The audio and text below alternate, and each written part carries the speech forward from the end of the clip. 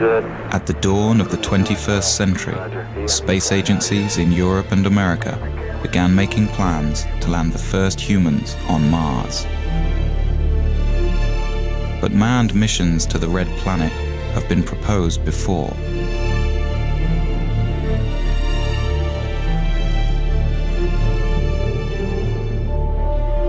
For some, Mars holds the answers to mankind's future in space. Others say Mars is too far, too dangerous, and too expensive for humans to explore. And in a world torn by troubles, some say there is no need, or will, for mankind to reach into space anymore. More than 30 years after the last Apollo astronaut walked on the moon, the American manned space program seems to have lost its way, unable to reach beyond even low Earth orbit. We've got a problem. NASA has been literally going around in circles with its space program for the past 30 years. Astronautical engineer Dr. Robert Zubrin has been arguing for years that sending humans to Mars is the mission the space program needs. It's time that we set goals for NASA that were worthy of the risks of human spaceflight. Mars is the next logical step in our space program. It's the challenge that's been staring us in the face for the past 30 years. It's the planet that's most likely Earth. It's the planet that has on it the resources needed to support life and therefore someday technological civilization. It's the planet that will provide us with the answer as to whether life is prevalent in the universe or exclusive to the Earth. And it's the planet that will give us the critical test as to whether humanity can break out of the planet of our birth and become a spacefaring species. In the early 1990s, Zubrin was the head of the Mars Direct program at Martin Marietta Astronautics. His team developed a mission to Mars that could be done at a fraction of NASA's projected costs. Using only existing technology, Zubrin argues that the first steps on Martian soil could be made within 10 years. There is absolutely nothing in this that is beyond our technology. We are not ready to send humans to Mars right now. We don't know how to keep them alive.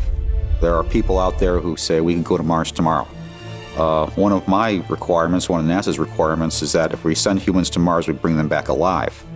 For the past 15 years, Zubrin and his colleagues have waged a campaign to convince society and the political class that humans on Mars should be the goal for NASA now.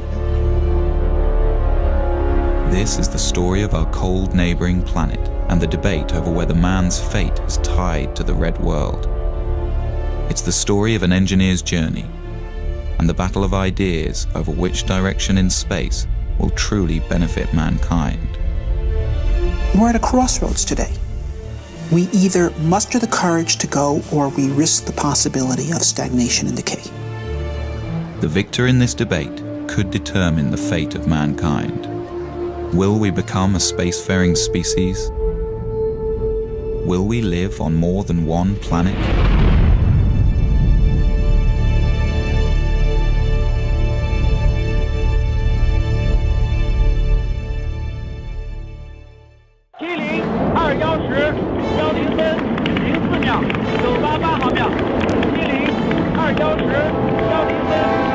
In the winter of 2003, the Chinese put their first taikonaut in space.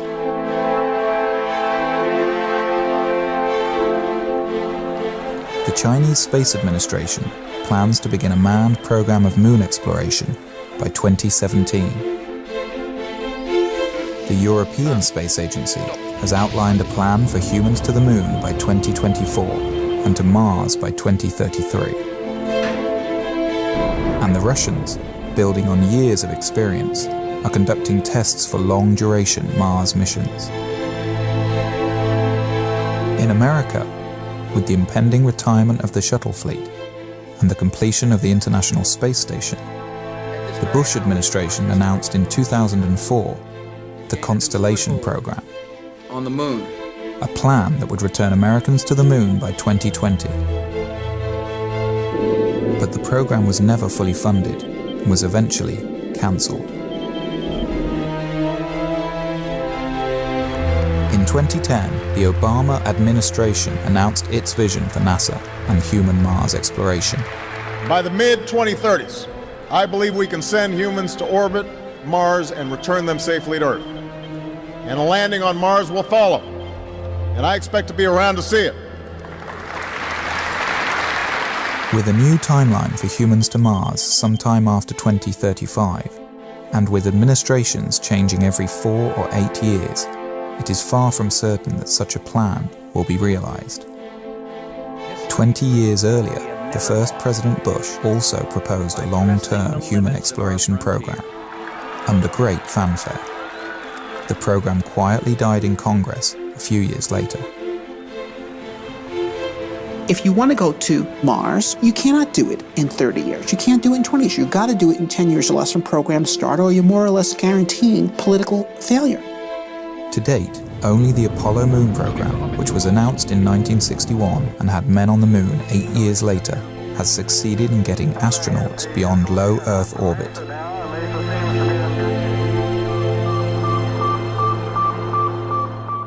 I was 5 when Sputnik flew. And while to the adults, Sputnik was a terrifying event, to me, as a child who was already reading science fiction, it was exhilarating, because it meant that this possibility of a spacefaring future was going to be real. And I was 9 when Kennedy gave his speech committing us to the moon. To go to the moon in this decade and do the other things, not because they are easy, but because they are hard. I grew up during the 60s, when it was Mercury, it was Gemini, it was Apollo. Every month, NASA was doing something more impressive than in the month before. We were going to be on the moon by 1970, Mars by 1980, Saturn by 1990, Alpha Centauri by the year 2000. We were moving out, and I wanted to be part of that. And so I got myself a scientific education. But then, in the early 70s, it's all collapsed. We achieved the first part of that program, Moon by 1970, but the Nixon administration shut down the rest, and we did not move out into space. And for a while, I accepted that, grudgingly. I became a science teacher. But then in the early 80s, something hit me, and I said, I'm not going to accept myself doing less than what I had dreamed of doing when I was a boy. Zubrin went back to graduate school, getting advanced degrees in engineering and aerospace. He then went on to work at Martin Marietta, which later became Lockheed Martin, designing interplanetary missions. It was here that Zubrin's obsession with the red planet began to take hold.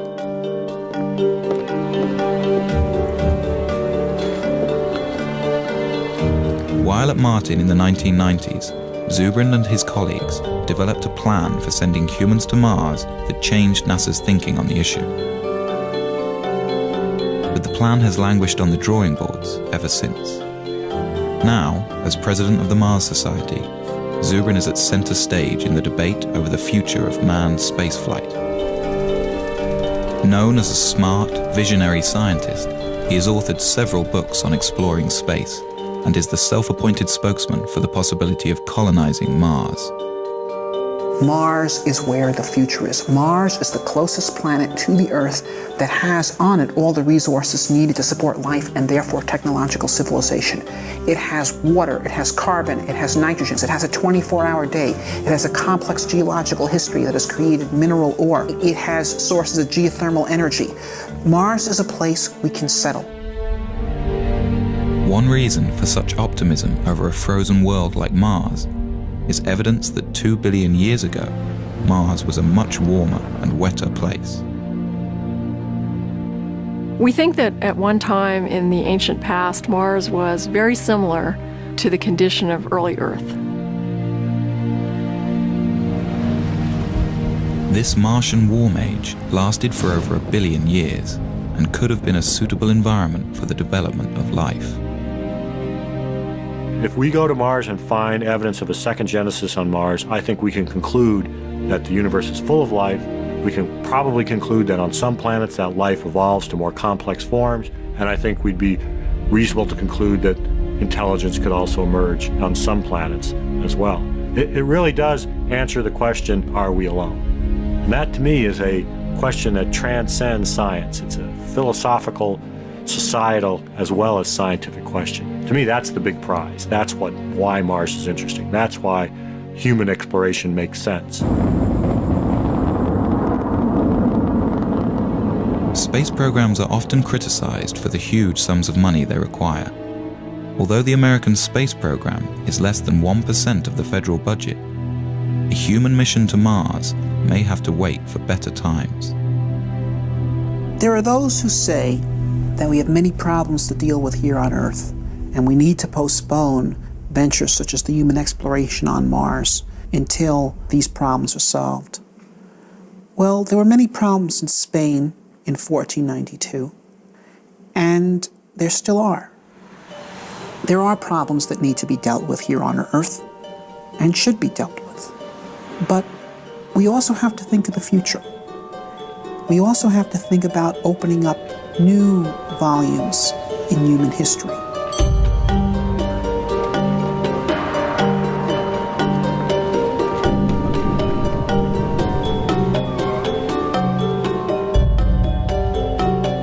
I believe that it's essential for a positive human future that humanity expand into space.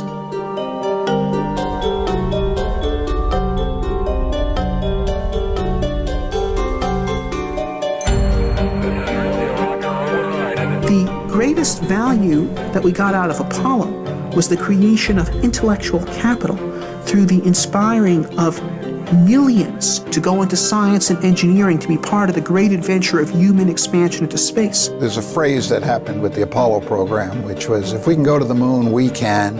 And then everybody's filled in whatever they were interested in. Build mass transit, cure cancer, do this, do that. The point is, it did give us a sense that we could accomplish great things. It did bring out the best of us. We excited a generation of engineers and scientists.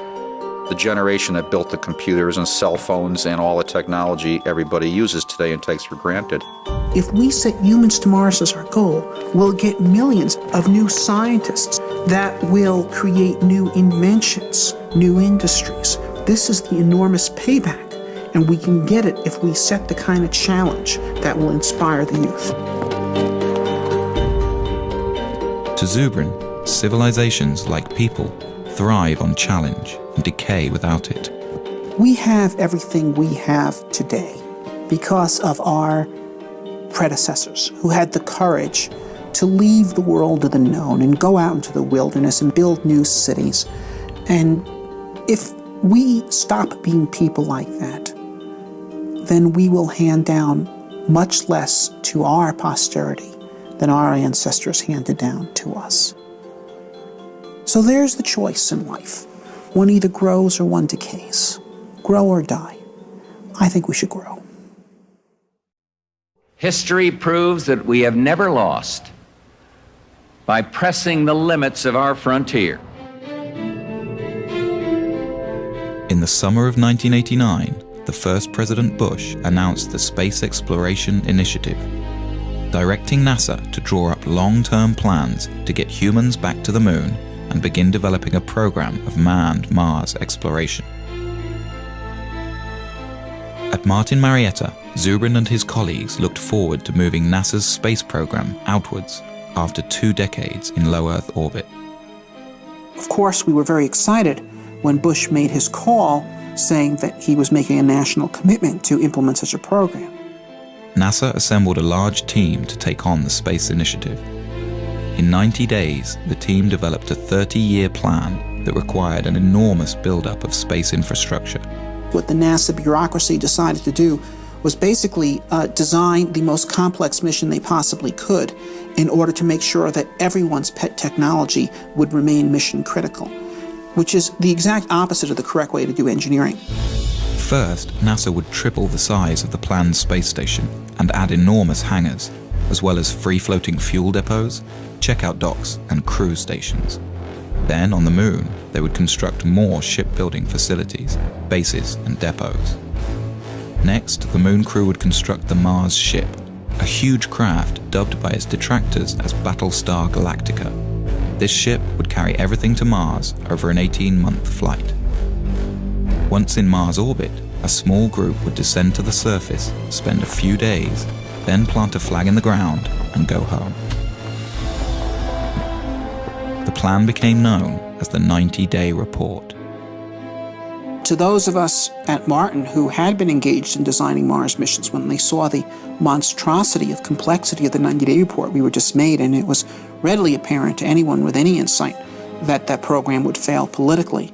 The plan was submitted to Congress. The estimated cost, $450 billion. The legislators went into sticker shock. This would have been the single most expensive program for the United States since World War II. By the end of 1990, Congress had refused all requests for SEI funding. When the realization came that SEI was doomed, Zubrin wrote a memo to his colleagues at Martin Marietta, outlining his problems with the NASA plan and arguing for a more direct approach. Zubrin favored launching a Mars mission directly from the surface of Earth, using only existing rocket technology. This negated the need for a lunar base and avoided the complexity and cost of building ships in space. He also objected to NASA's plan for a short surface stay on Mars, a mission that would amount to little more than a flag and footprints exercise. To Zubrin, we were going to Mars to explore and develop a new world. To maximize surface time, Zubrin proposed using a faster flight path, known as a conjunction-class mission. This would mean a crew could arrive on Mars after only a 6-month journey. They would then remain on the Martian surface for a year and a half. This would give the team time to explore a wide area and conduct detailed research about the planet. Then, as the Earth return window opens, the crew would launch from Mars for the 6-month trip home. Zubrin was convinced that a simplified, more robust and cost-effective mission could be designed using these principles. Along with several like-minded colleagues, Zubrin decided to ask management at Martin to allow them to design alternative Mars missions. The management approved that, and we formed a team. It was known as the Scenario Development Team, of just 12 people from the whole very large Martin company.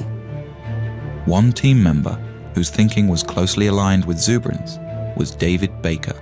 I went off to my office and said, all right, how would I do a Mars mission if I had to pay for it and I had to go on the ride? And I said, well, it's going to be simple. There's going to be no on-orbit assembly. I really tried to take everything out of the mission that didn't absolutely need to be there. While the rest of the team focused on longer-term, more traditional mission plans that required on-orbit assembly, Zubrin and Baker decided to collaborate on a mission that could be done near-term. We decided to do Mars the way Lewis and Clark did America. Okay? Use local resources, travel light, live off the land. Zubrin and Baker were convinced that a Mars mission could be launched directly from the ground.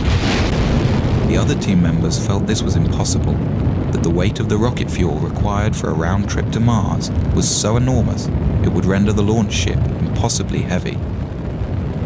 To solve this problem, Zubrin was exploring a radical idea that had been kicked around the aerospace industry since the 1970s. The idea was to produce a methane-oxygen rocket fuel directly from the Martian atmosphere. It was a relatively simple and robust chemical engineering procedure that was done commonly in the 1800s, the era of the gaslight. If the idea worked, astronauts could land a relatively light ship with empty tanks. They wouldn't have to ship all the fuel with them for their return trip. This would radically lower their size and weight. The only problem was methane-oxygen fuel requires a hydrogen component. Hydrogen exists on Mars in the form of H2O, but water may be difficult or impossible to extract from the Martian environment. Really, the hydrogen was only 5% of the total weight of the methane-oxygen propellant being manufactured. So if you just say, okay, we won't be pure, we won't get all of the propellant from Mars, we'll just get 95% of the propellant from Mars. The other 5%, the hydrogen, we'll just bring from Earth. Another fundamental resource that could be extracted from the Martian environment is oxygen. A second processing unit could separate oxygen molecules from the thin carbon dioxide atmosphere, providing breathable air for a Mars crew. If used intelligently, The same resources that make Mars interesting are precisely what could make it attainable. Baker and Zubrin had greatly reduced their mission mass, but they still found their ship was too heavy and would require 2 launches and assembly in space. Then Zubrin hit on an idea. Well, one of the key events of the Mars Direct development was one morning Bob burst in my office and said, "I've got it." The idea that I finally hit on in 1989 was that we would split the mission up into 2 parts, and we'd send the return vehicle out first with its own return propellant plant. So the propellant would be made on Mars before the first astronauts ever left Earth. With 2 separate direct-to-Mars launches, a human crew would have a fully fueled ship waiting for them on the surface of Mars before they ever left Earth. So Zubrin and Baker had come up with a plan that seemed to accomplish all of their goals. It was relatively inexpensive, development time was short, they could use existing technology, and it allowed for a long stay on the Martian surface. They dubbed their idea Mars Direct. SSC disconnect enable on. 35. Let guys go. Hydraulics go. Aboard an Ares rocket is the Earth Return Vehicle, or ERV. Pressurized vehicle on. No one is aboard this ship. It will pave the way for the astronauts who, years later, will use the ERV to return to Earth. 1. Liftoff.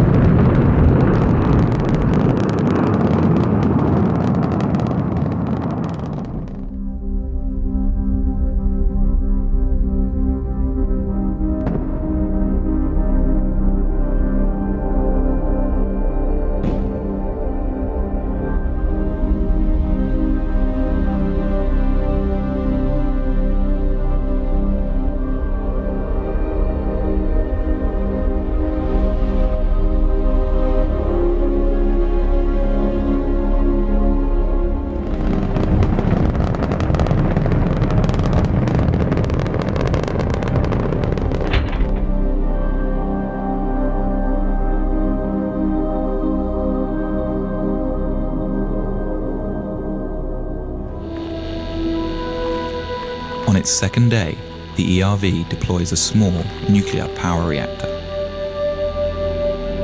The reactor powers a chemical plant inside the ERV. The plant will produce the methane-oxygen rocket fuel for the launch home.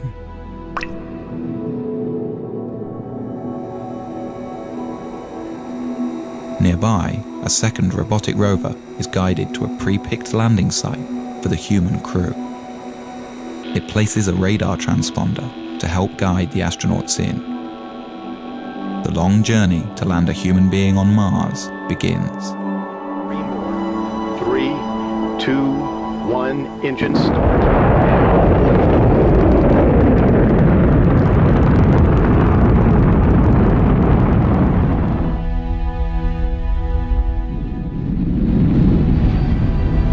Carrying the most skillfully assembled flight team in history, 4 astronauts begin their 2.5-year mission to the Red Planet. This will be the first time a human has gone beyond the Earth-Moon system, 250 million miles farther than any person has ever been.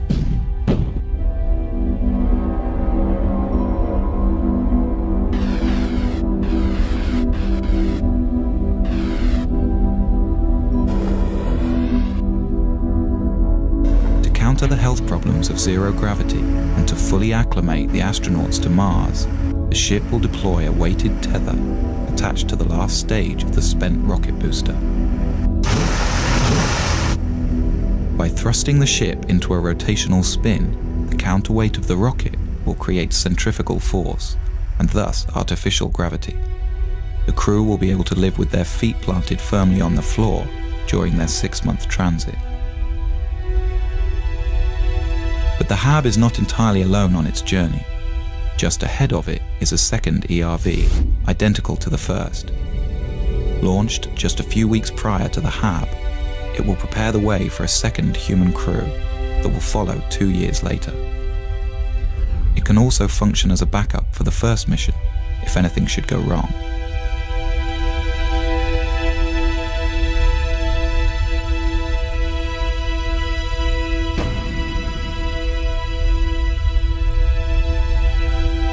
On the 6th month of the flight, the crew will gaze upon an alien world. This is the new frontier. Oh, spectacular. Just spectacular. After days in orbit and satisfied with the landing conditions, the crew will receive final word from Mission Control on Earth. All systems are go for entry, descent, and landing. 3, 2, 1.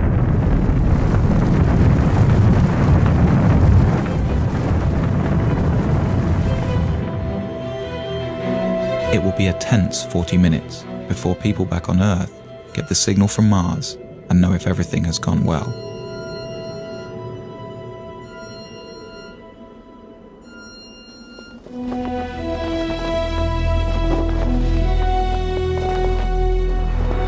Okay, 75 feet. Cars looking good, down a half. Forward. 60 seconds. Lights on. Forward. Forward. 40 feet down, 2.5. Big shadow. 4 forward, drift into the right a little. 30 seconds forward. Contact light. Okay, engine stop. We're seeing it on the LTP. We're on Mars, everybody.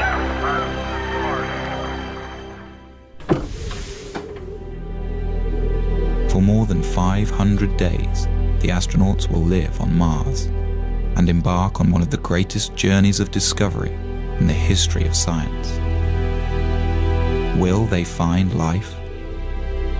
Or the fossilized remains of past life?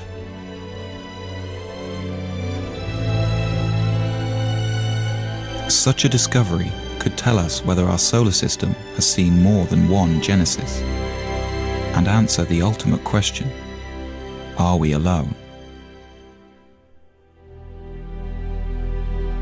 In any case, these explorers will be learning how feasible the colonization of Mars really is, and whether or not mankind has a future among the stars.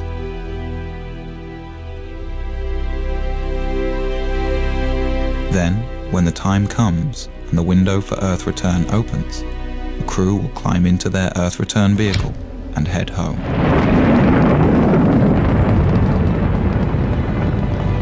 They will arrive home heroes, the first to stretch the limit of man's expanse from one planet to another, their names added to the list of great explorers of new worlds.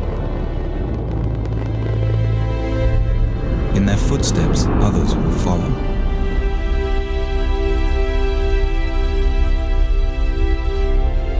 What began as a trickle is free to rise into a deluge of humankind, sweeping over a once barren land and transforming it into a viable new world.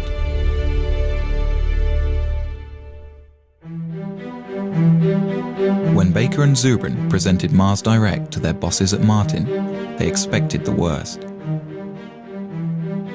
To their surprise, management was excited about it. They liked the fact that everything needed was relatively simple and near-term. As time went on, Martin Marietta embraced Mars Direct as their creation and put Bob and I on an airplane to several NASA centers to present Mars Direct and try to build some momentum for it. Baker and Zubrin flew to the Marshall Space Flight Center in Huntsville, Alabama. This had been one of the original design hubs for the Apollo moon landings, but recently many of the engineers had become demoralized by the failure of NASA's SEI program. Tag team style, Baker and Zubrin presented their alternative mission architecture. The response was thrilling. The old-school Apollo crowd embraced it.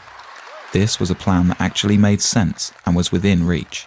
Baker and I gave a number of briefings. The first was at the Marshall Space Flight Center. Next was at Johnson. These people were incredibly excited. Over the next few weeks, Zubrin and Baker were flown around the country, pitching to all branches of NASA. And everywhere they went, the response was electric. The plan was standing up to scrutiny, and groups all over NASA were converting to Mars Direct. Their tour culminated in a public presentation to the National Space Society. The crowd gave the two aerospace engineers a standing ovation.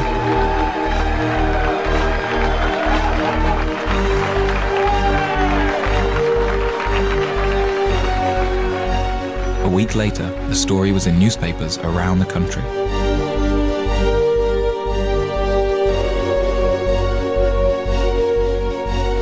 But a counterattack was beginning to form within NASA.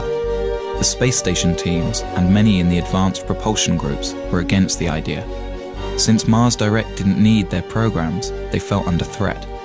As quickly as doors opened for Zubrin and Baker, they began to close. NASA didn't want to pursue a Mars mission at that time. They didn't want to be derailed by a bunch of Mars fanatics that thought that their idea of what NASA should do should overwhelm what NASA thought NASA should do. What we did in Mars Direct was literally come up with the leanest solution, the one that involved the least spending on an assortment of technologies and infrastructural elements, including, for example, we made no use whatsoever of the International Space Station. And so people involved in all those programs were very upset because we were showing that you could go to Mars without their program being required. And they felt that we were de-justifying them. The NASA administration rejected Mars Direct. The two engineers were outsiders again. But Zubrin remained determined. Bob had grabbed hold of it, and I could see that it was his, and no matter what I did, he was going to do what he was going to do. And he was going to be a proponent for it and push it, and I really saw my role sort of evaporate. It's a little bit like being a dim planet next to a bright star around him in terms of his enthusiasm, and you really can't compete with that. All you can do is decide how you're going to deal with it. By February 1991, Baker quit Martin to start his own firm. Zubrin battled on. For the next year and a half, Zubrin tried to get NASA to pay attention, giving speeches, writing papers, but Mars Direct's time seemed to have passed.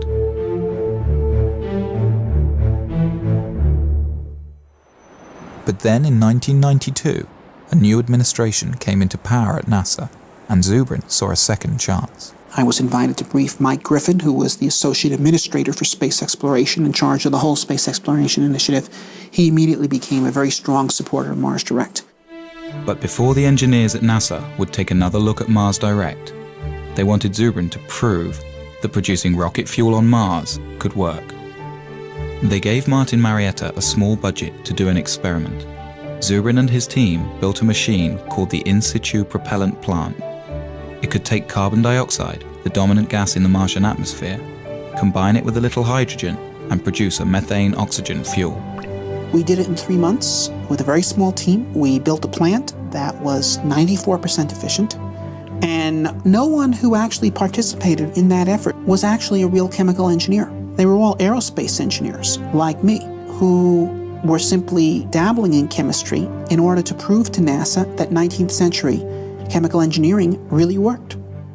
With the experiment a success, the administration had Zubrin give detailed briefings of the mission plan to the engineers at the Johnson Space Center. They liked it, but had some problems. Dave Weaver was the lead mission architect. There were a number of things that we were concerned about with Bob Zubrin's mission. First of all, we thought his estimates of mass were probably too optimistic. Didn't have sufficient margins for a variety of things, not the least of which would be things like provisions for the crew, the amount of water that would be required. We thought his ascent vehicle was very large, which meant his power requirements, his propellant requirements were much larger than needed to be. His trip times out were too long, and that for very little effort you could get them shorter. The other problem was the size of his crew. He had a 4-person crew. I think virtually every study that's been done says that a 4-person crew for a 3-year type of mission is probably not realistic. Weaver took Zubrin into his office, and the two men worked out compromise mission architecture. First, Weaver wanted 3 launches for every mission instead of 2. The first year, 3 ships would launch: a MAV, Mars Ascent Vehicle, an unoccupied HAB, and an ERV, Earth Return Vehicle. The HAB and MAV would land on the surface and begin producing fuel for the return flight and air for the crew. These craft would spend 2 solitary years on Mars, allowing NASA to test all of the systems before sending a human crew. Then, in the 3rd year, 3 more ships would launch, this time with the HAB occupied by astronauts. The other 2 ships are for a future mission, unless needed as a backup for this crew. Once on Mars, the team could also utilize the first HAB. Then, after a 1.5-year stay, the crew would climb aboard their small capsule and rendezvous with the return ship. This ship would carry them back home in a roomier environment than Zubrin's ERV. Zubrin called the plan Mars Semi-Direct. NASA called it the Design Reference Mission. They had a larger crew than we had. They had bigger ships. They had more equipment. They had heavier equipment. So they had to do the mission in 3 launches instead of 2, but it was done with the same principles of Mars Direct. The plan was subjected to the same cost analysis that tagged the 90-day report with a $450 billion price tag. The Design Reference Mission came back at a fraction of the cost, $55 billion. Spread out over 10 years, it could be done within NASA's existing budget. The plan made the cover of Newsweek. Here was a mission architecture that was affordable and could be done today with existing technology. But NASA's astronauts have not left low Earth orbit since.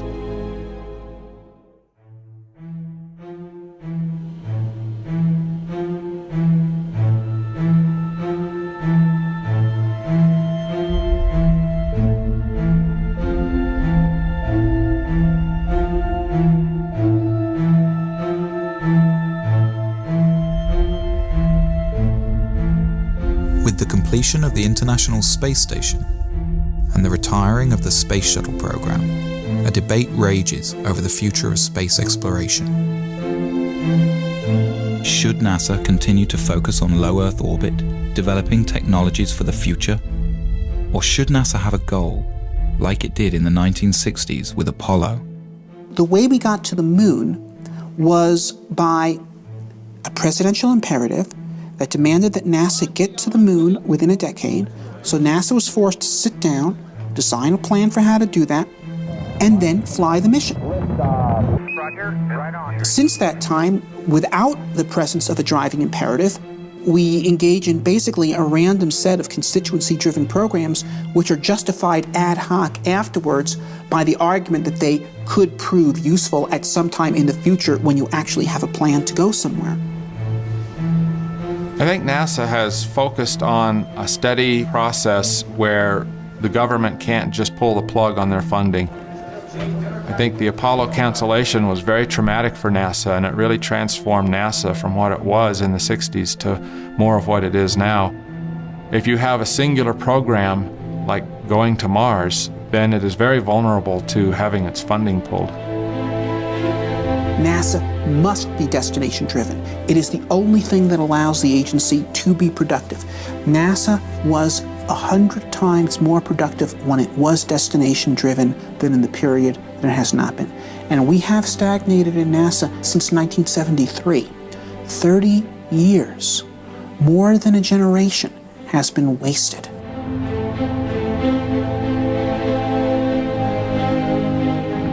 The American space program's been stagnant for 30 years. There's a once-in-a-generation shot right now to get it moving again by giving it a goal that'll take it somewhere. So the stakes today are high. And if you ask me if I am nervous right now, I am. Dr. Zubrin. Why is NASA stuck in low Earth orbit? The problem with NASA's lack of current achievement is not money. The problem is lack of focus, it's lack of a goal. It shouldn't be humans to Mars in 50 years. It should be humans to Mars in 10. We can do this. We do not need gigantic nuclear electric spaceships to send people to Mars. That is pork, it's nonsense. The primary question I get from American people is, why aren't we doing this? There's a big sense of disappointment, almost verging on a sense of betrayal. The purpose of spaceships is to actually travel across space and go to new worlds, not to hang out in space and observe the health effects from doing so. Dr. Zubrin, in your testimony, you were very passionate, but you also were mad. You're mad we haven't done this, or that this vision has been stolen from a generation? I guess you could say that. It's like Columbus coming back from the New World and Ferdinand and Isabella saying, so what, forget it, burn the ships. Okay, that's what has happened in this country.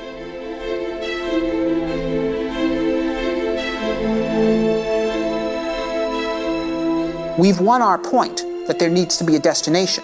The point we need to win on now is that the destination needs to be Mars, and it needs to be soon.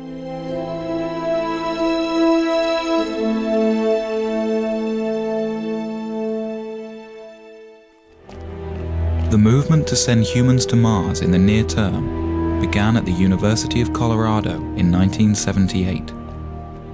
A graduate student in astrogeophysics named Chris McKay gave a small seminar on the possibility of introducing life to Mars. I got interested in Mars in graduate school. I entered graduate school the same year that Viking landed on Mars and sent back these images, and it sent back data that showed all the elements needed for life are here on this planet, and yet there's no life here. And I thought, oh, that's odd. It's sort of the lights are on and nobody's home. And I thought, well, that's curious. So some of my other grad students and I, we sort of got together to talk about, well, if there's no life on Mars now, could we put life there? And that evolved also into the question, well, maybe there was life in the past, and we could find fossils, evidence of it. Well, how would you do that? Well, you do that by sending people there. Together with fellow graduate students, the group decided to put together a small conference to discuss the matter of human Mars exploration. We basically just started a forum. We invited everybody from all the NASA centers and from all the universities that were involved in it, and they all came. And it really was, in retrospect, I realized a very important step toward building a consensus for human exploration of Mars. In 1996, I published my first book, The Case for Mars, and the response was phenomenal. I got 4,000 letters from all over the world. I had Parisian bankers and 12-year-old kids in Poland and firemen from Saskatoon and astronauts, and they're all writing me and saying, how do we make this happen? Bob Zubrin came to the third Mars conference and got very much involved. And he was willing and interested in forming a society, forming a group and organizing. He said, look, if we could pull these people together, if we can get them to work together, we could have a force that could actually make humans to Mars happen. The group formed the Mars Society. Robert Zubrin became the president. They held their first convention in 1998. The convention was just magic. We had no idea how many people were coming. They were there not just from the United States and Canada and Europe. They were there from Israel. They were there from Mozambique. They were there from New Zealand. It was astonishing. Since its inception, the Mars Society has attracted members worldwide. Derek Shannon is the head of the Southern California chapter. He's met with political leaders from all over the country. If you make them look at the whole Mars vision in historical terms, it becomes a much easier sell. How will the Martians remember our century? They're probably not going to remember our deficit, our wars, our healthcare. Those will be footnotes. What they'll remember is that out of all of human history, there came a generation that decided to take this amazing step out into space. And if you tell politicians that they're the ones whose names actually get to be remembered, that's when, hopefully, the space program starts going somewhere. In order to further the knowledge necessary for a manned mission to the Red Planet, the Mars Society has been building research stations around the globe, all of them based on the design of Zubrin's HAB module.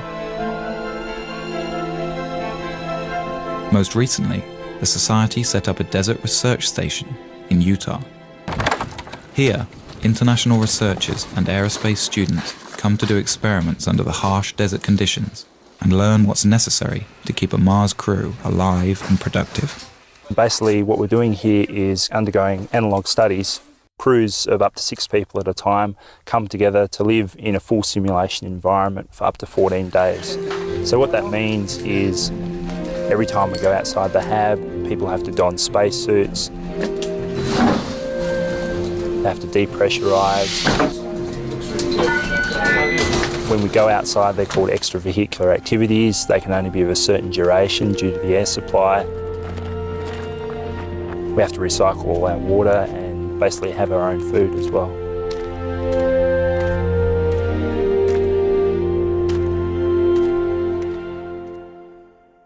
It's great to fantasize, but it's another thing when you have to put it together, when the nuts have to fit the bolts.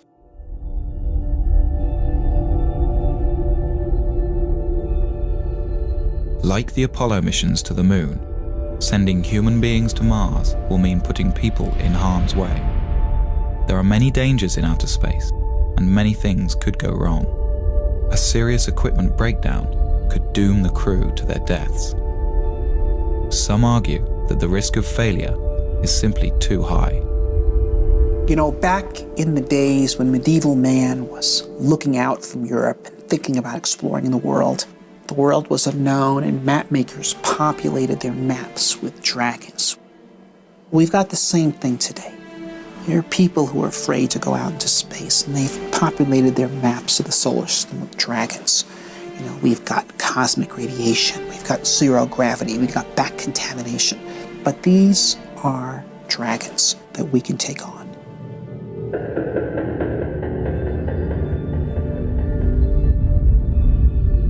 There are two kinds of radiation astronauts must contend with in outer space: solar flares and cosmic rays. Solar flares are floods of protons that burst from the sun at irregular intervals and would be dangerous to an unshielded human crew.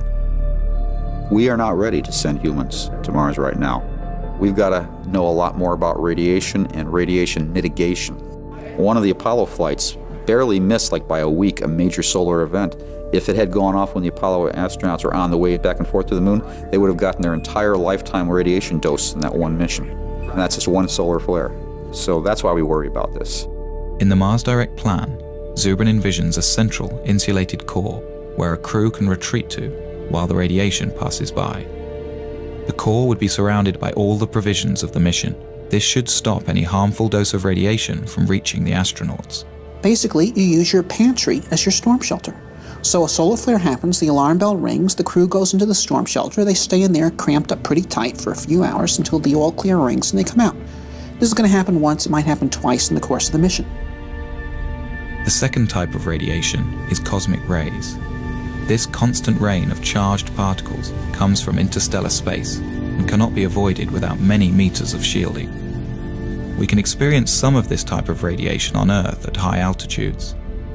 Airline pilots who spend their careers flying high in the atmosphere can receive almost as much of this radiation throughout their life as a Mars astronaut would on a 2.5-year mission. It's a long trip. It's a 6-month trip there, a 6-month trip back. It's probably a year on the surface. That's a lot of radiation. The best estimates are that the magnitude of that dose is not that great, perhaps 60 rem of radiation scattered over 2.5 years. Now, 60 rem of radiation delivered over a long period of time like that would not create any noticeable effects at all. It would, though it is believed, increase your statistical risk of getting cancer at some point later in your life by about 1%. Right now, if you're an average American and you do not smoke, you have a 20% chance you're going to die of cancer. This would make it 21. If you're an average American smoker, it's 40. So in fact, if you recruited the Mars crew out of smokers and sent them to Mars without their tobacco, you would be reducing their chance of getting cancer.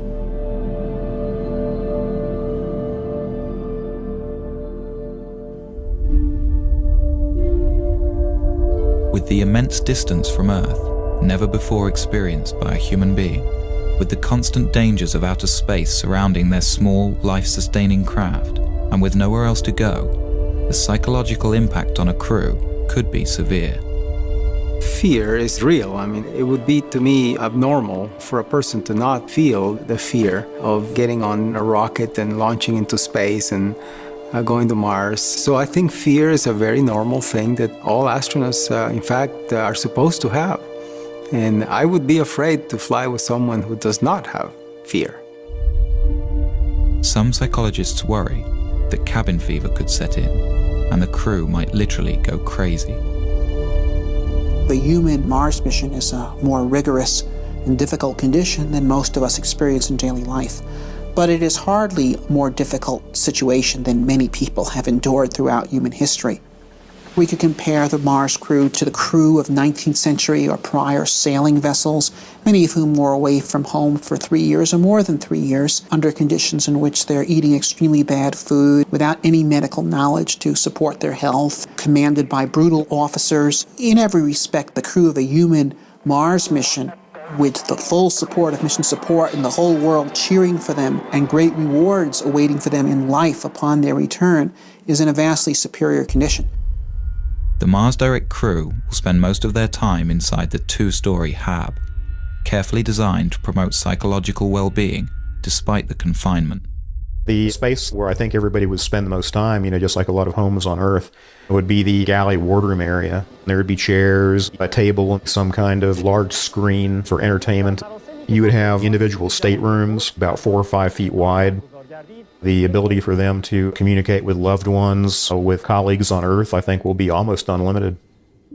A Mars crew will need to be carefully chosen and thoroughly tested to ensure their ability to handle the extreme isolation.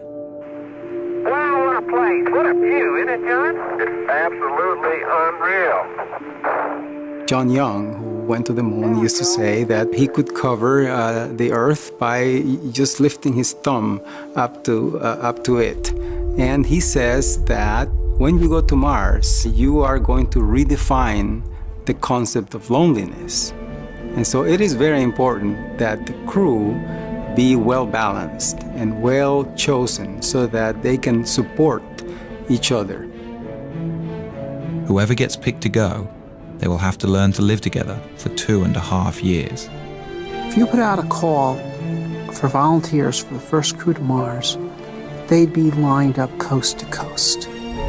Most people recognize what's left after you go is the good you left behind. And to take part in a venture of this character, of such a historic character, of extending the reach of the human species, this is something of immortal significance.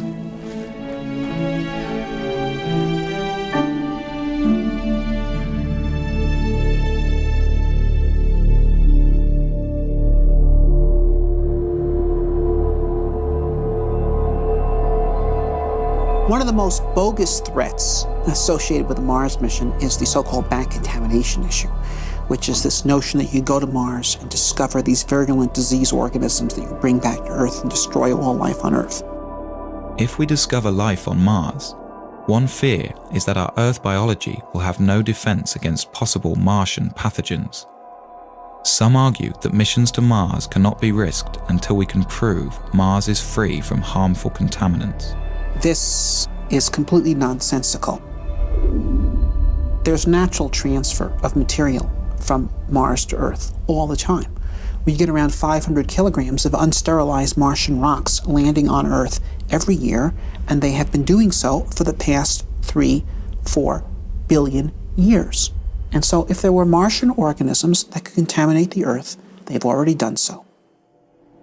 Although the prospect of Martian diseases seems remote, lawmakers have required that NASA create elaborate protocol to ensure that any extraterrestrial material stays contained.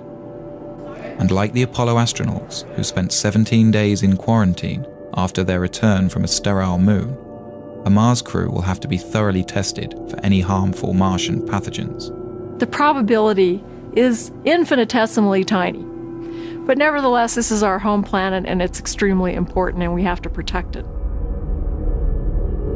The idea of a pathogen on Mars is clearly ridiculous because there is no megafauna or megaflora on Mars for pathogens to infect. So it is impossible to propose a credible life cycle for a Martian pathogen. The diseases that afflict us have been co-evolving with us and our ancestors and near relatives for the past 3 billion years, and they are specifically designed to live inside the habitat of the human body and to overcome its defenses, and they've been engaged in an arms race with the human defenses for those 3 billion years. This is why humans do not get diseases from distantly related species. For example, I don't know of any person who has ever contracted Dutch elm disease, and trees don't get colds.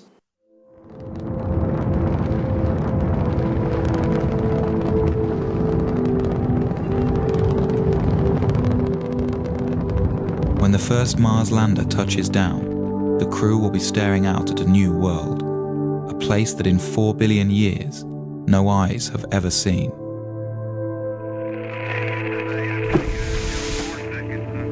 The crew won't be alone. millions of television viewers back home will be watching as the first man or woman places their footprint into the rust-colored soil. The crew will savor these moments, for here, someday, a new branch of civilization might begin, and future Martians will remember and celebrate this day.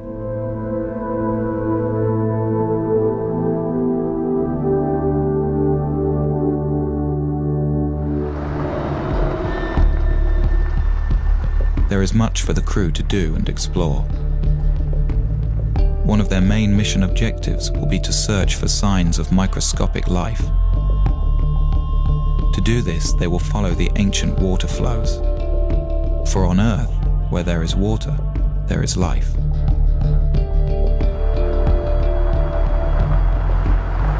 To help the crew in their search, they will have a pressurized rover that allows them to explore in a comfortable shirt-sleeve environment.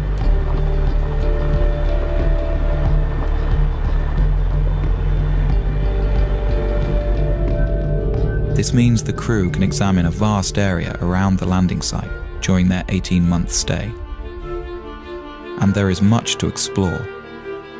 Mars has 58 different kinds of topography and a surface area equivalent to all the continents of Earth combined. To me, this is a more subdued surface over here. If these explorers can uncover the fossilized remnants of indigenous Martian life, they will redefine mankind's understanding of its place in the universe. And we better press on to the big boulder. For if life arose separately on a planet so close to our own, it strongly suggests that the universe is a biologically rich place and full of life.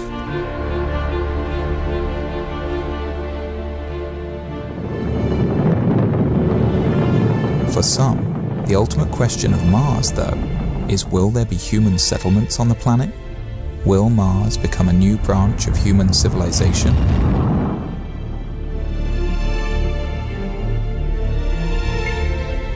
As each subsequent Mars mission explores a wider and wider area of the planet over several years, an ideal site for a base will be found, probably one with a thermal vent that can supply water and power.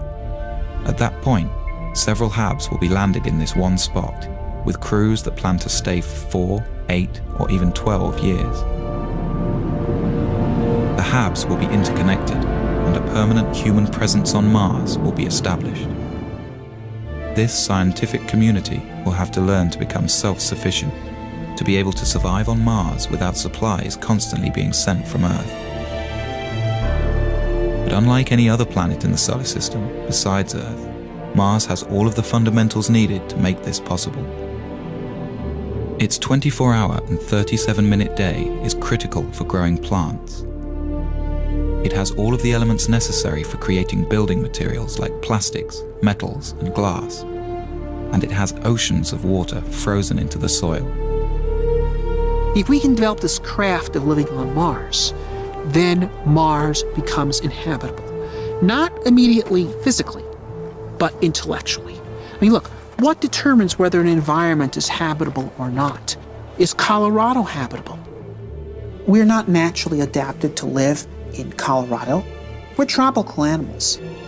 No one could survive a single winter night here without technology, such as clothing, efficient use of fire. We invented our way into becoming people that could colonize such hostile environments.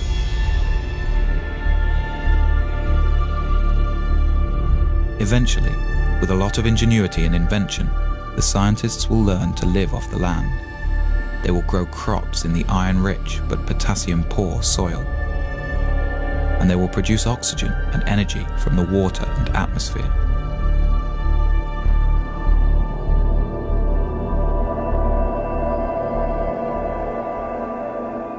Sooner or later, children will be born, the first true Martians.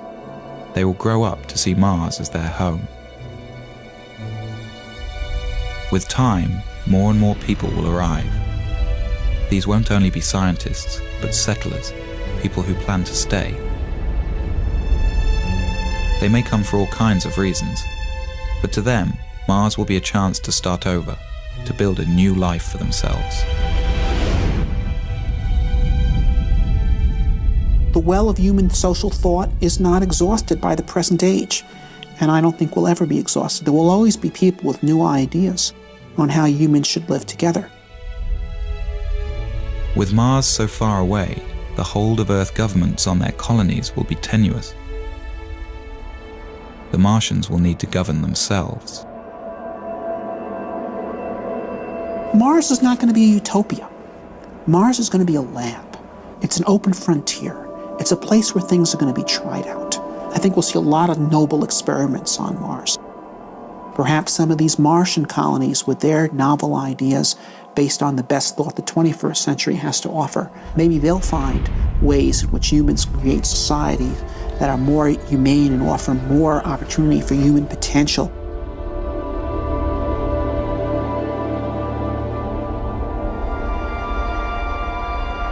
The ultimate dream of the Martians will be to terraform their planet, to make Mars as hospitable as Earth. This may not be as big a fantasy as it seems.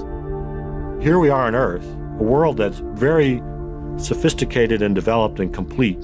And anything we do is just a subtraction. It's because we live in such a biologically rich planet. When we go to Mars, we have an opportunity that we don't have on Earth. Here's a planet that's died.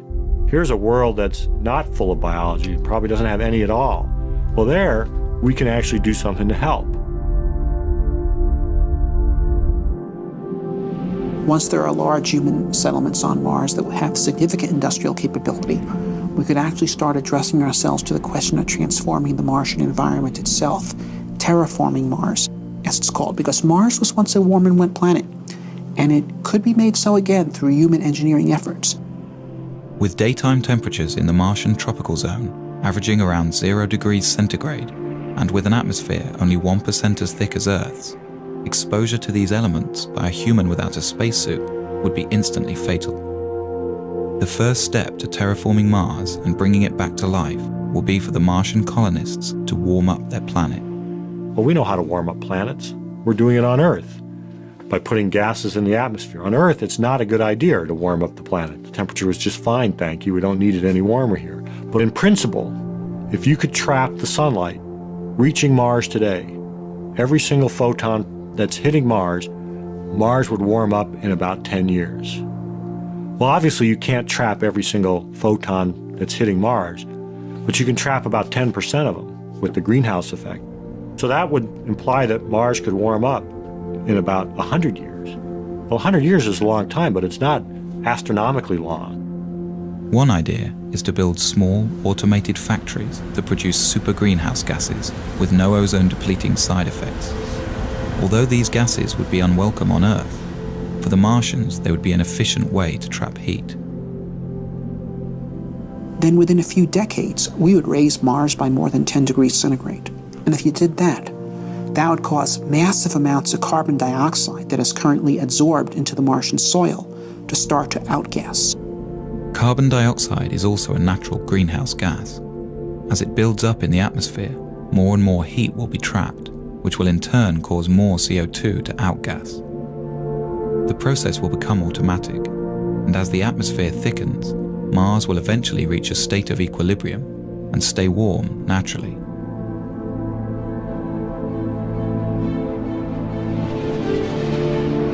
The rise in air pressure would mean that the human colonists could discard their pressure suits and walk around the surface of Mars carrying only a supply of oxygen.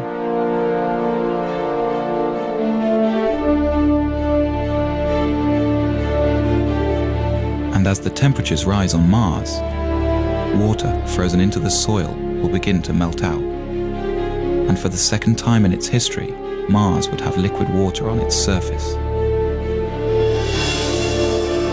Dry Martian rivers will start to flow.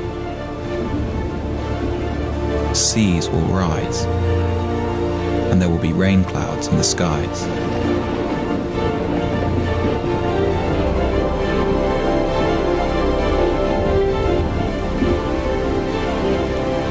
The return of Mars to its warm and wet stage will make it a fertile environment for life. Any indigenous Martian organisms lying dormant will begin to grow, and Mars will be full of Martians.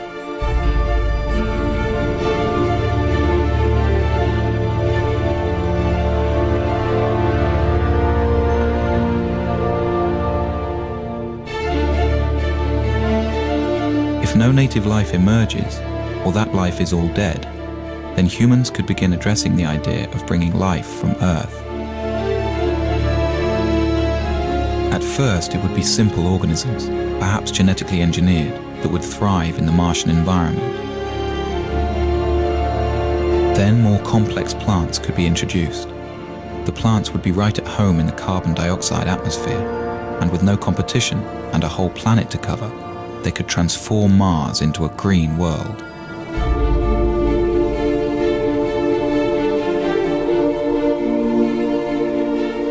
Warming Mars so that it sustains life is rapid, but then the slow process of making the atmosphere breathable for humans and animals starts, and that's done by plants. Although the process will happen naturally, if the colonists can't find a quicker way, it will take tens of thousands of years. This is a philosophical debate. Many people think the universe has a big sign on it that says, "Do not touch. Leave it alone. It was made this way. It is not in our purview as human beings to change anything." I can respect that view, although I disagree with it. I think the universe has a big sign on it that says, "Go forth and spread life." Because when I look around the universe, I think life is the most amazing thing we see. It is just incredible. And we human beings are uniquely positioned to help spread life from this little tiny planet, which it seems to have been started on, beyond. And that's our gift. Earth's gift to the universe, I think, is the gift of life.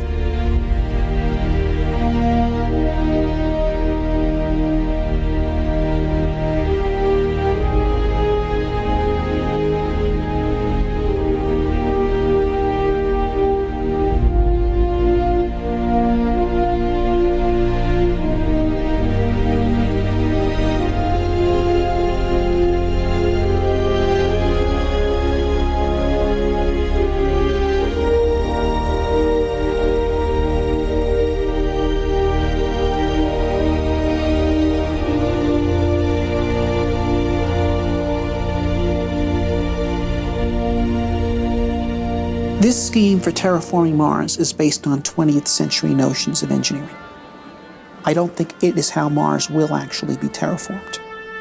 What you have here is a 20th century mind trying to address a 22nd century problem. And so I think Mars will be terraformed by the 23rd century, not by the 33rd, by the 23rd. Things that would seem utterly fantastical to us is how it will actually be done. But it'll be done. We're at a crossroads today. We either muster the courage to go or we risk the possibility of stagnation and decay. The exploration of the solar system and expanding of life through the rest of our solar system and someday beyond is the kind of thing that will keep our civilization going. We're explorers by nature. Eventually we will go to the stars.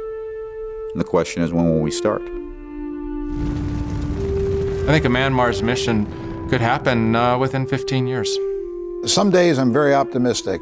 I think we can do it in 10, maybe 15 years. Other days I see all the political things that go into the space program. I look back on the 30 years we've been bogged down, and I get more negative about it, and I say it's going to be another 3 decades or 4 decades. I would be surprised if we got to Mars prior to 2025 or 2030. In May of 2018. Understanding the various political obstacles that exist and what we need to fight through to get the program started, I believe that we will be on Mars by 2020.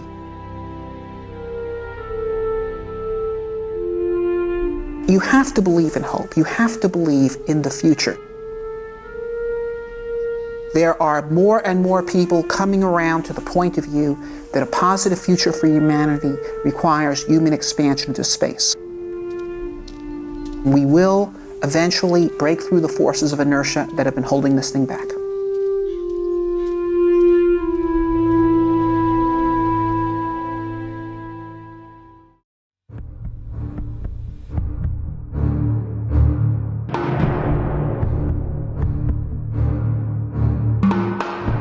The Mars Desert Research Station in Utah in the southwestern United States.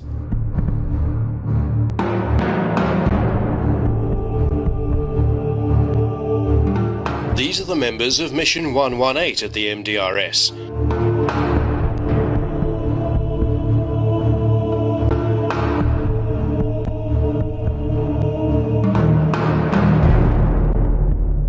They call their assignment Kiwi Mars 2012.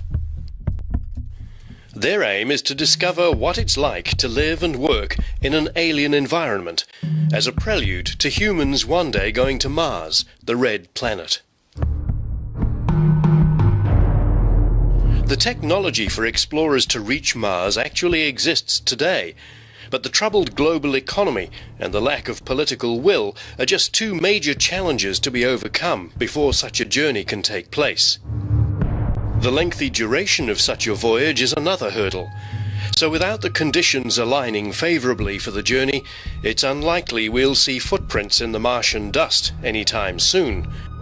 Nevertheless, the red planet is in our sights and within our grasp.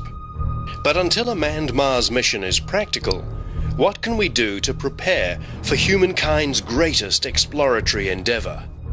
The answer for the crew of Kiwi Mars 2012 is to learn something about exploring and living on Mars right here without leaving Earth, and perhaps in some small way contribute to the next giant leap for mankind.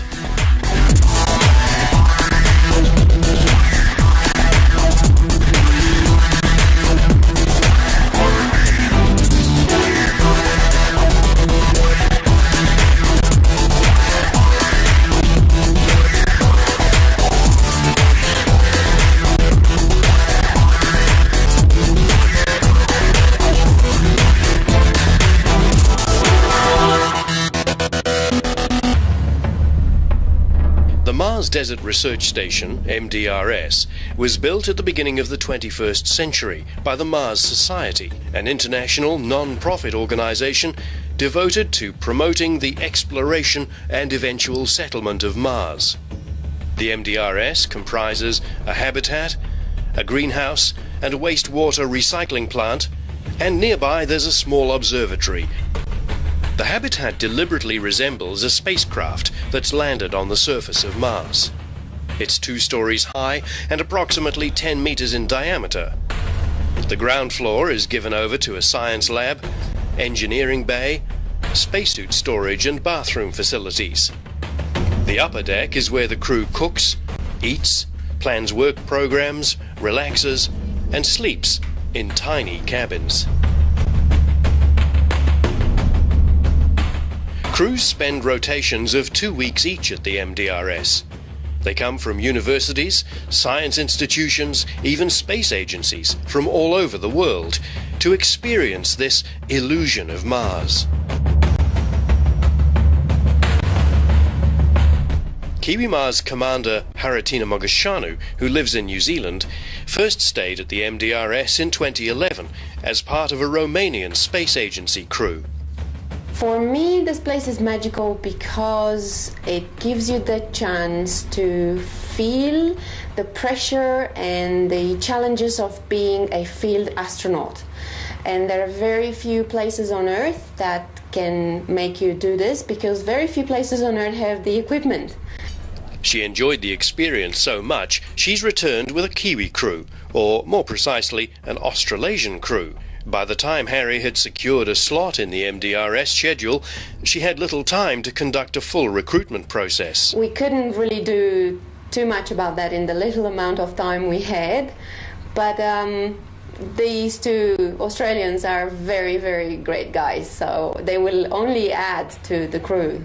And at the end of the day, the crews that will go on Mars will not be from just one country, but they will be multicultural. So I think one of the issues that we're trying to address here is how do we get along being from so many backgrounds. I think this is the most important thing. So, with 4 crew members from New Zealand and 2 from Australia, drawn from Harry's network of colleagues and friends, Kiwi Mars 2012 is a trans-Tasman mission. Haratina is the Kiwi Mars mission commander, and represents the Kiwi Space Foundation, which aims to foster a New Zealand space industry and education framework. Mike Bodner is Executive Officer and Mission Journalist, contributing daily blogs to the Kiwi Space Foundation website.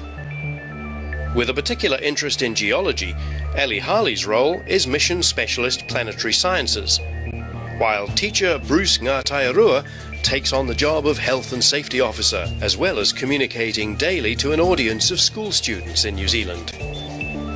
From Australia, artist Annalie Beattie supports Kiwi Mars 2012 as Mission Specialist Life Sciences and is keen on exploring whether art might have a place in interplanetary exploration, while fellow Australian Don Stewart, with experience in meteorology, is the mission's weatherman and engineer. But just how valid is a stay at the Mars Desert Research Station? What does the crew hope to contribute to the knowledge necessary to successfully reach and explore the Red Planet? This environment absolutely is an analogue for the real thing. There's no doubt about that. Look, even if you stripped all that away, what a great place to come. So for 2 weeks, I'm just looking forward to being in a totally alien environment, something I've never experienced before. And I think the concept of living in a habitat, which is back over there behind me, for 2 weeks with strangers essentially, is an intriguing one. Whether we'll all be speaking to each other at the end of it remains to be seen. Well, I hope as an artist I'll try and find, I'll be able to work with scientists and collaborate to try and find other ways to interpret scientific data. This is a field trip for me, and I'd like to understand what a confined space is, and I'd like to understand more about an extreme environment. It's an adventure in different regards for me. It's a geological adventure, that's for sure. When you see the photos of the area, you'll understand why. It's an adventure about Mars. I do believe we have to go to Mars. I believe we need to go to Mars because we have a responsibility to ensure the survival of the human species. And also to the sorts of factors that people need to take into account if they live, maybe if they set up a space station on the Moon or on Mars, or even in, I guess, a really remote, harsh environment on Earth. So in some ways, the sorts of things we're doing here would be a little bit like going and living on Macquarie Island in Antarctica for 12 months or a couple of weeks. It's really about how my experience here, living on Mars, will actually translate towards students in New Zealand, and that they can get a better appreciation of what that means. This is why we're here, actually. It doesn't matter what will happen in the long term. It absolutely has no importance what will happen. Important is what we will be learning from this experience. That's why we have MDRS.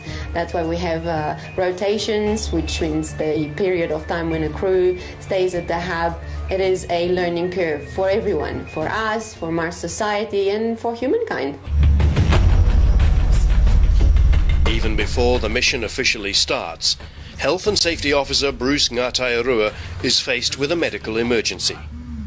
I was just rushing. I pushed that door too hard and I sort of fell through it. Annalie has fallen down the steps outside the habitat on the first day and twisted her ankle. If you just stay there and leave ice on it for at least 15 minutes, all right, take down the swell. Communications from the habitat prove difficult, so Harry and Mike drive the 11 kilometres to Hanksville, the closest settlement. Because although she says she's not broken anything, we cannot really be sure, and I would like to have an X-ray or something like that done to her to make absolutely sure that she's safe. I think what's such a shame is we finished the training on the ATVs, the quad bikes, before, and Annalie had never ridden one before. And after the training, she went out on it and spent about 20 minutes riding around. She came back with a big smile across her face and said, "That was awesome." She was so happy. And the next thing, she's flying out the door and down the steps, and oh dear, talk about going from one extreme to the other. A crew member of mine, she fell on the stairs and I think she twisted her ankle. I hope it's not broken, but because I have no way of knowing, I need to make absolutely sure. Is it possible we could get an X-ray done? 300 west. Awesome. Thank you so much, sir. Okay, see you soon. Bye. Not wanting to risk Annalee having a broken ankle, Harry elects to take her for the almost 90-kilometre drive to the nearest X-ray clinic. Yeah, and it's not broken. Thank you for your help. Thank you for your help. Do you want this closer? What the incident reveals is that any crews on Mars are going to have to cope with injury and illness themselves and be medically trained for any eventuality, from cuts and bruises to compound fractures. The nearest hospital to Mars is going to be not 90 kilometres away, but even at its closest, over 50 million kilometres distant on Earth. A $300 X-ray later, and Annalee returns to confirm that it is just a sprain. $300 later. Look at that awesome... What a great job. And he left his child's birthday party to come and... Oh, wow. And the X-rays are fine. So, it's so great. But she faces a frustrating wait to see whether she'll recover enough to take an active part in the rest of the mission. So, the first 24 hours, keep it elevated. Apart from that, it's going to be all right. He said maybe 6 weeks. 6 weeks? But it's not broken. Physical challenges apart, a psychological trial Martian explorers will have to face is living together in close confinement. In this respect, the MDRS is a good indicator of what to expect. The illusion is complete. Crew cabins are small, and private space is extremely limited. Beyond the sleeping quarters, it's difficult to find privacy. Peace and quiet on Mars will likely have to be timetabled and occasionally negotiated. Living together in close proximity is nothing new. People have been doing it for centuries, and any family that's lived on board a small boat or in a camper van will know exactly what the challenges are. At night, in the MDRS, for example, those who retire early are sometimes frustrated by the noise from those who stay up talking or watching DVDs.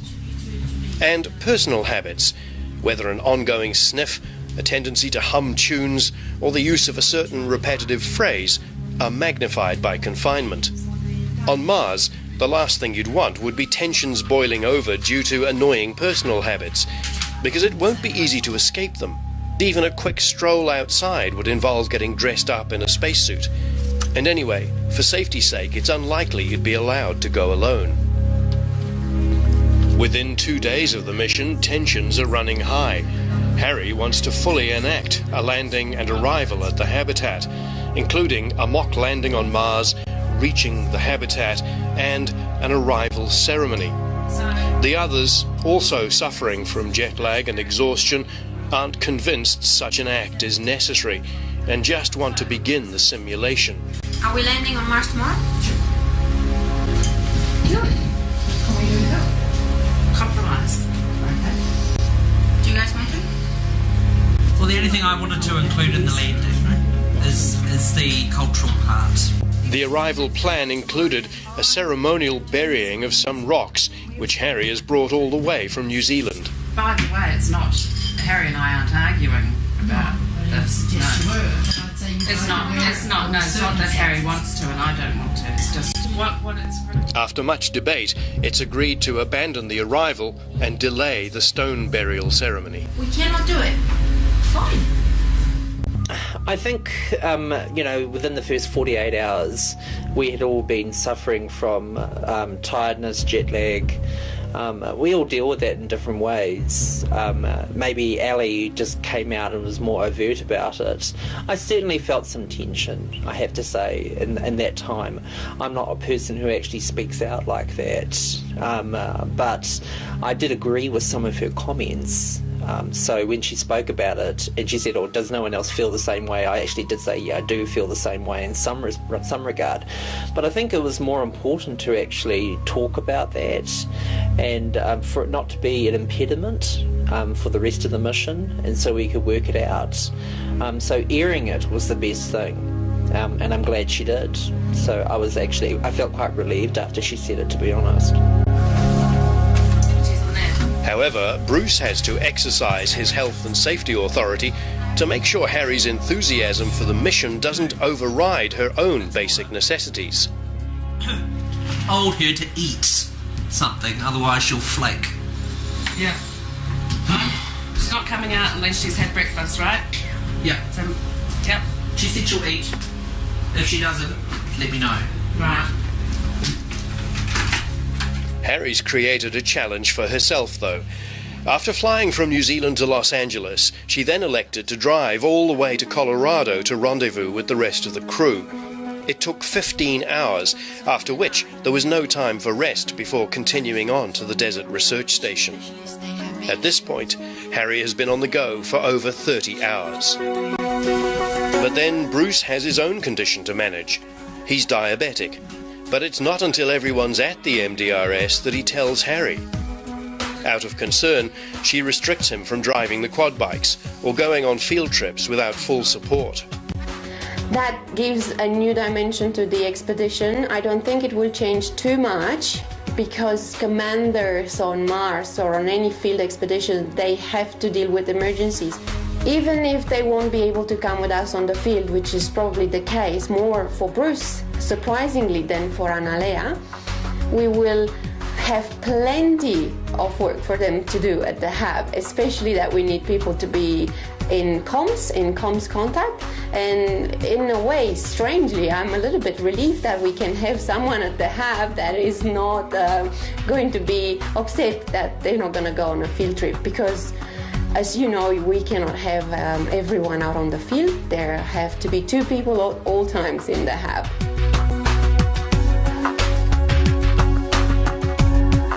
The MDRS crew's work involves necessary daily routines coupled with more specialist work such as geology field trips. Operationally on Mars, crews will have to undertake certain regular activities to ensure their habitat continues to function efficiently. Even here in the Utah desert, nothing can be taken for granted, and flight engineer Don Stewart monitors fuel and water supplies daily. For the purposes of the simulation, the water and fuel tanks are regarded as being inside a controlled environment, so no spacesuit is necessary. Water on Mars is likely to be a major challenge. Even at the MDRS, water is rationed. Showers are limited to once every 3 days, and all water is used sparingly. Conservation for the Kiwi Mars crew also means being careful with toilet usage. Another aspect of isolation the crew becomes aware of is the importance of pumps. Pumping equipment on Mars will be essential and widely used for airflow, water transfer, hydraulic operation of equipment, airlocks, refrigeration, waste disposal, and many other functions essential to survival and comfort. The Kiwi Mars crew is reminded of this when one of the water pumps fails, meaning Don has to resort to good old-fashioned science, using siphoning to transfer water from the tank on the trailer to the habitat's main tank. I'd be prepared to wait for a little while. What do you think? Just put water on the top and then eat. And they're very yummy. Food is another challenge for those living in an alien environment. As with the water, the food at the MDRS is in limited supply and is largely dehydrated and freeze-dried to simulate the sort of provisions that early Martian explorers might have to take with them. The catering routine alternates between one day of cooking and the next more of a just add water approach. We made a muck-up yesterday with the cooking days. We actually meant to cook and we didn't cook, so we're just going to put it on track again now. And have a non-cooking day today, and one tomorrow, and then cooking day. Crews who stay at the Desert Research Station also participate in a nutrition study undertaken by Cornell University for NASA, and Kiwi Mars is no exception.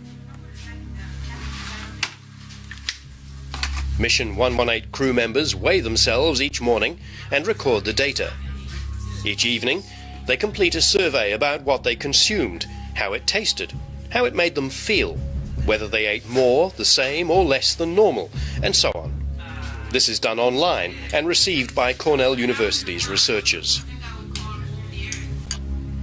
The nutrition study is one genuine practical contribution MDRS crews can make to a successful mission to Mars.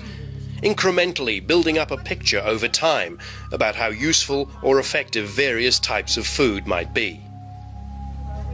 However, one challenge real Martian explorers won't face, hopefully, is the invasion of their food supplies by aliens, in this case, desert mice. The Kiwi Mars crew discovers on the third day that mice have successfully penetrated the pantry and eaten their way into some of the food stocks, which are discarded for health reasons. It's a blow, and from here on the crew keeps all rodent risky food in plastic bins that can be sealed shut. Next to the habitat is a greenhouse. Originally, this was built with the aim of recycling grey water and experimenting with growing different foods.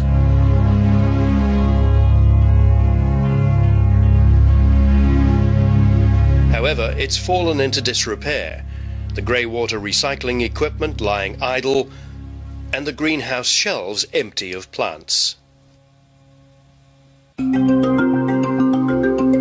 On Mars, it's possible astronauts will be able to extract water in the form of ice from below the surface. But on the long journey to reach the red planet, efficient water recycling will be essential, just as it is today on the International Space Station. Presently, the space station recycles just over 75% of its water, so it's not yet fully self-sufficient. But research into how water can be totally recycled promises to have tremendous benefits here on Earth, as well as for future space explorers. Although the atmosphere in the Utah desert is perfectly breathable, MDRS crews have the option of wearing simulated spacesuits for going on EVAs, extravehicular activities, including Annalie, whose ankle is now fully functional again. Spacesuits on Mars will have to cope with incredibly cold outside temperatures, an unbreathable carbon dioxide-rich atmosphere, and extremely low air pressure. Okay, now you wait 5 minutes and you wait for my... Such suits are currently being designed and trialled. For example, at the same time as the Kiwi Mars mission, a group from the Austrian Space Forum tests a prototype Mars suit in Austria's Dachstein ice caves. At the MDRS, crew members simply wear overalls and boots for venturing outside, but kit up with backpacks containing air circulation equipment and helmets that, while not airtight, do at least give the wearer some idea of what future Martian explorers will have to contend with. Like the spacesuits, the Habitat's 2 airlocks are not pressurized or even airtight, but Haratina asks her crew to at least pretend they're waiting for decompression before venturing outside.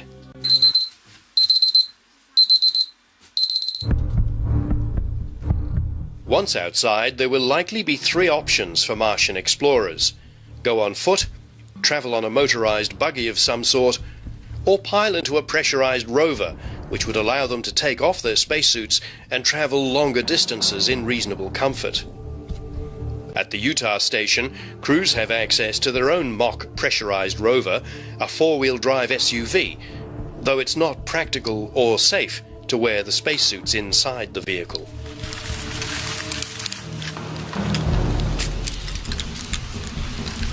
Which means any such rover on Mars is going to either be restricted to 2 occupants or be much larger than the Hab's 4-wheel drive.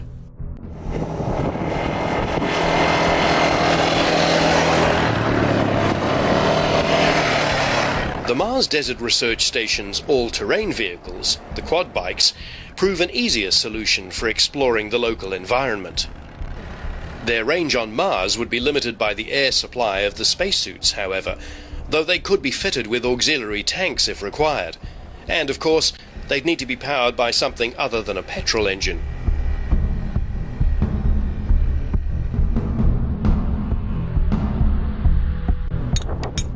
On Mars, human explorers will have the ability to do in a few hours or days what currently takes rovers weeks or months to achieve. Just being able to physically pick up or crack open a rock will provide a wealth of knowledge that with rover technology today is so limited and so slow to gather. Here in Utah, Mission 118 explores the desert landscape, searching for geological specimens and evidence of water activity, but today without spacesuits, as it's 36 degrees Celsius. The experiment is about understanding the geology of a catchment area, and so you can collect your gravels to find out what's in them. In this particular gravel, we may have some Jurassic deposits, Cretaceous deposits. We've got a lot of really, really cool stuff here.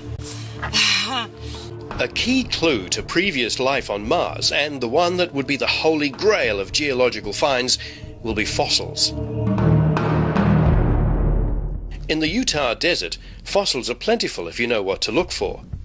On the ridge above the MDRS is a field of fossilized oyster shells between 60 million and 160 million years old, a clear sign that there was once water and marine life in what is today an arid desert.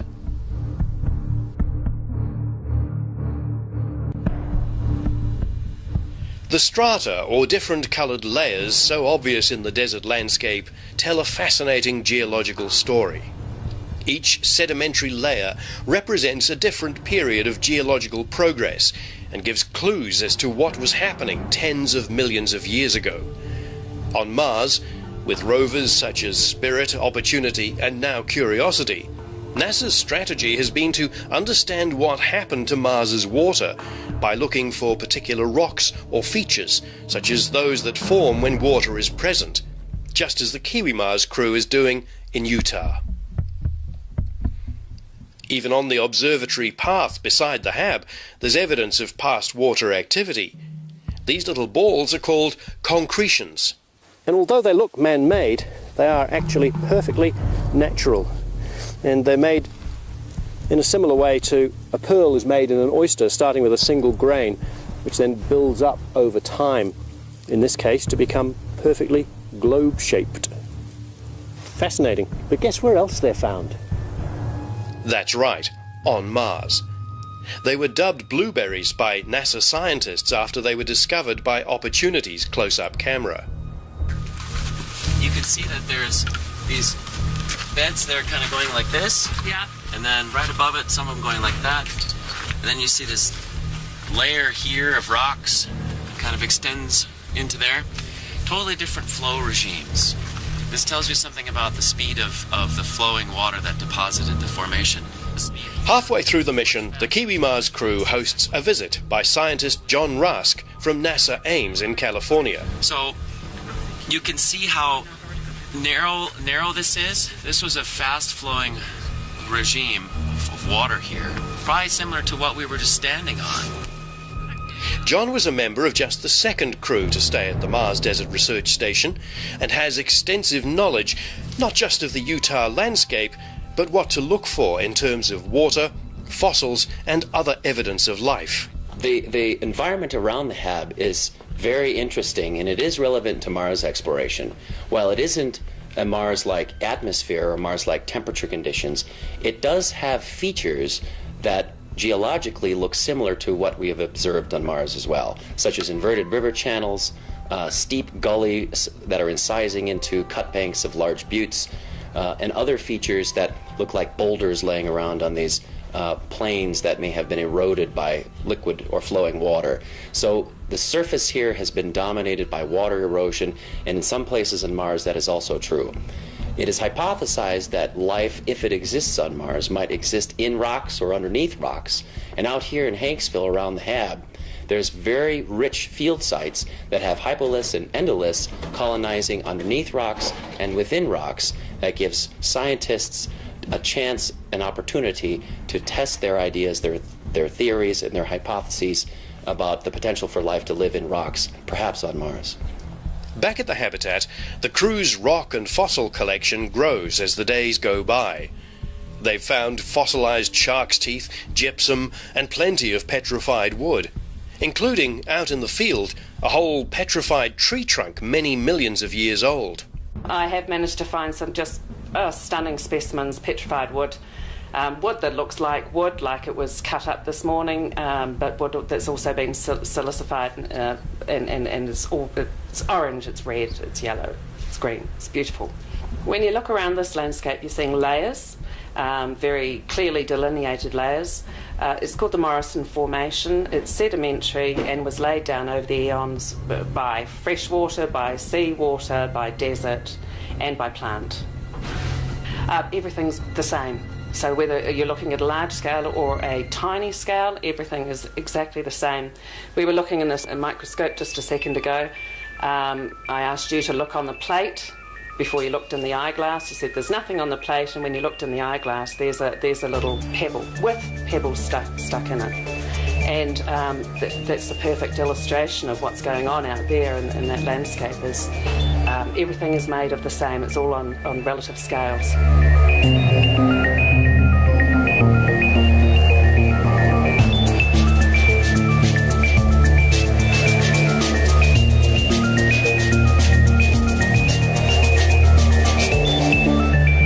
Beyond the scientific work programs Martian explorers will have, there will be a need for recreation, for reflection, and for establishing their own personalities within the habitat and maybe on the Martian surface itself.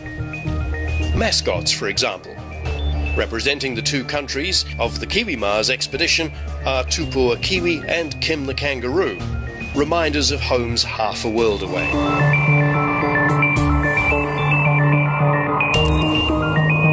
Mascots aside, one of the givens in terms of cultural identity is the symbolic planting of a flag. It was one of the first things the Apollo astronauts did on the moon, and will likely be one of the first ceremonies to be performed on Mars. In Utah, there's a permanent flag on top of the MDRS habitat, the red, green and blue of the Martian flag. Red for Mars, and green and blue to represent what Mars could become in the future if terraforming were to result in the establishment of seas, lakes and vegetation. It's a flag of hope and ambition. But the Kiwi Mars crew members have brought a mixture of their own cultural identities and personal passions to Utah. Bruce Ngātairua draws on his Māori heritage by painting and displaying the Māori flag. Haritina likewise celebrates her Romanian origins, while Don and Annalie realise they've forgotten to bring something important to them from Australia. This is Don Stewart's painting over the Australian flag, and he's painted the First Nation flag, the Aboriginal flag over the top, just to highlight the fact that Aboriginal people were the original inhabitants of Australia, so we thought they needed a presence here. We thought that was missing, so he's painted over mine, he's painted over his own. Realising the artistic potential of the desert soils, flight engineer Don decides to turn some of the raw material into clay. What I'm going to do is to put in a tiny, tiny amount of water and let it sit overnight, and hopefully it'll come back to something like pottery clay. And I can either make maybe a little vase or whatever, or maybe just some little souvenir discs for all the crew to take back to Earth. In the end, he chooses to make a bowl, though without any means to glaze or fire it, it's eventually returned to the desert. Annalie also turns her attention to art, preparing for a planned exhibition based on the mission. What I've been trying to do is I've been trying to do some drawings of people in spacesuits. So I woke up early this morning and I thought I'd paint Alexei Leonov. There he is up there. It's from his book, Time and Perception in Space. So I just thought I'd try and warm up. I'm not really a watercolour painter. I haven't really trained as a watercolour painter, but anyway, look, I'm giving it a go. This will probably be the first of a number of impressions, just to see if I can get the hang of the suits. Perhaps more important than what the crew has brought with them is what they send back. Each day, teacher Bruce communicates with the Kiwi Mars Mission Control at Wellington's Carter Observatory, where hordes of school students have been visiting and learning all about the mission and about the Red Planet itself. Via online messaging, they send questions to Bruce and the crew about what the mission is doing, what they're looking for, what they're eating, and generally what it's like to live on Mars. So I'm telling them we eat all sorts of different foods. All of it is rehydrated. In other words, we're just adding water, but it tastes just like the same kind of food that we've got in New Zealand. And a lot of them are getting a great kick out of that because, they think it actually tastes quite different and horrible. The main questions I've been asking is about how we've been getting on here. Some of it's been about what the food we eat, some of it's been around, how do you go to the toilet, what's it feel like to be in a spacesuit, those kind of questions. We've actually had a couple of schools come in specifically for Kiwi Mars because they are looking at space and they're looking at extreme life in their own studies at school, and it's fitted in really well. We've had some really good comments from the teachers about that as well, because it's actually, if they haven't learned a lot, they've come in with an imagination and it's fired them up to actually learn more, so that's really great.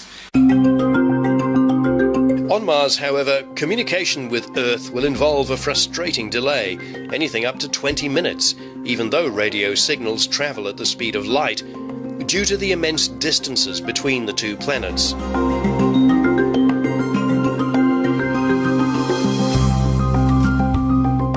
And so the Kiwi Mars mission goes on, with the daily routines, the field trips, and the ever-present spectacular desert landscape to explore.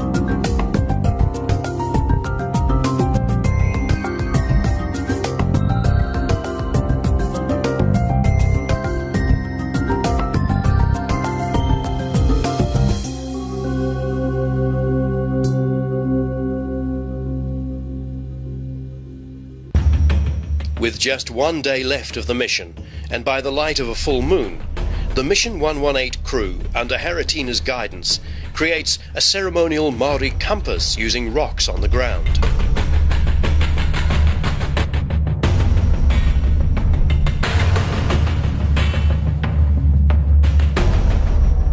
Haritina and Bruce also finally symbolically bury the rocks from Island Bay on the coast of New Zealand's capital, Wellington. They're from an area known appropriately for Mars as Red Rocks.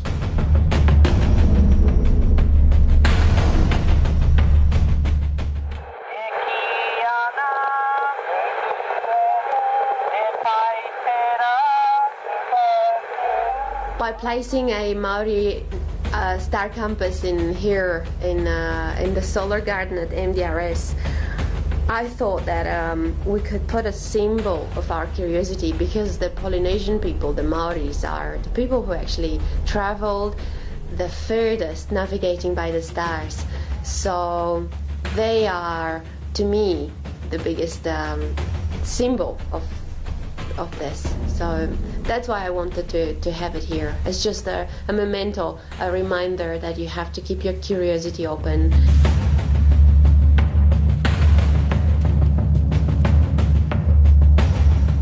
After 2 weeks at the Mars Desert Research Station, the crew, on their last full day together, reflect on what the mission has meant to them. Seeing the Lift Canyon, seeing the fossilised tree down in Lift Canyon was the highlight for me of all, because it represented life. It was a beautiful fossil. It's all chipping away and eroding away, but it was just, that was a joy. Is the colour of the landscape. That's the big thing for me. I didn't expect it to be so beautiful. And how everything in it has adapted to it. I think it has an analogy, and it's already been said here this morning, about how people adapt, about how creatures, if you like, because we're all creatures, adapt to their environment. And when you're outside there and you look at the little rivulets where water has run, that's where you find all the plants. And you can see the life, the lizards, the other burrowing creatures, even the ants building their homes. And we've been here for 2 weeks building our own home, transient though it is. But I think even in that period, there's been adaptation on our part. I was extremely impressed with that. The amount of learning that I had from this place, like the stuff that Ali taught us about the stones and the geology of the place and everything, that was just amazing. And I'm just so much richer going back home now than I came 2 weeks ago. It's just unbelievable how much I've learned. One of the big highlights here is to actually communicate with the students. The views have been great, but to be able to actually communicate that to them live and synchronously as well has been a real joy for me. It's like being a huge classroom. I loved it. I think the highlight for me while we've been here is seeing Factory Butte.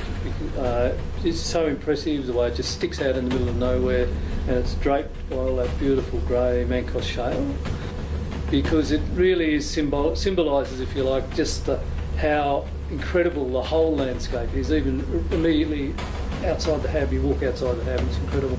And and our place in it for the last couple of weeks, the whole has been just a highlight in general. It's been great. I think we've done really, really well just to live and sleep and work together all this time without anyone losing it. And so, on the final day, it's pack-up time. But apart from the rewarding experiences the crew takes back, and kilograms of geological samples in Ali's case, cynics might say they haven't really contributed to humanity's next giant leap, and that this has all been just an illusion. For a start, we did all our research. We did all the EVAs. We collected the samples. We took the pictures. We described in our words how the Martian surface might look like for the schools back in New Zealand. We interacted every day with them through Carter Observatory, so I think it was a very, very successful mission. But it depends on what objectives you've got by coming here. And every single organization sending people here has different agenda. So I reckon it's exactly as you would go to any camp, any other camp. Just the uniqueness of this place is that it's insisting on keeping people in SIM. And as I said, the SIM is as real as you can have it. I'm happy. I don't care if this is made of titanium alloy or of wood. What I care about is what you get out of it. So it's mission accomplished for Kiwi Mars 2012. Perhaps the Mars Desert Research Station offers crews a chance to realise their own potential more than contributing to the potential for us to reach Mars. But in the end, the more we understand ourselves, the better prepared we are for the future.